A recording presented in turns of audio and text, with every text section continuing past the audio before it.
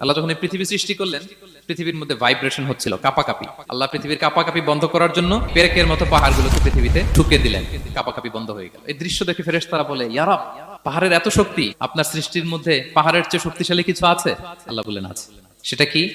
আল্লাহ বললেন সেটা লোহা, কারণ লোহা দিয়ে পাহাড় কাটা যায়, ঠিক কিনা? লোহার কথা শুনে ফেরেশতারা অবাক। ফেরেশতারা প্রশ্ন, তাহলে আপনার সৃষ্টির মধ্যে লোহার চেয়ে শক্তিশালী কিছু আছে? আল্লাহ বললেন আছে। কি সেটা? আন্নার, আগুন। কারণ আগুন লোহাকে কি করে? গলিয়ে ফেলে। ফেরেশতারা শুধু অবাকই হচ্ছে। ফেরেশতারা বলে, আগুনের চেয়ে শক্তিশালী কিছু আছে? আল্লাহ বলে আছে, আলমা, পানি। কারণ আগুনে দাউ দাউ করে জ্বলে ওঠা আগুনের মধ্যে পানি দিলে আগুন অস্তিত্ব হারায়। ফেরেশতারা শুধু অবাকই হচ্ছে। তারা বলে, তাহলে পানির চেয়ে শক্তিশালী কিছু আছে? আল্লাহ বলেন আছে, রিহ, বাতাস। কারণ বাতাস পানিকে একদিক থেকে আরেক দিকে নিয়ে যায়। জলের মধ্যে বায়ুর উচ্ছ্বাস লাগলে জলোচ্ছ্বাস তৈরি হয়, ঠিক কিনা?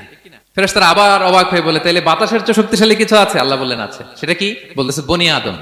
ওই মানুষ শক্তিশালী যে গোপনে দান করে, এত গোপনে যে ডান হাত কি দান করলো, বা হাত সেটা টের পায় না। পড়েন সুবহানাল্লাহ।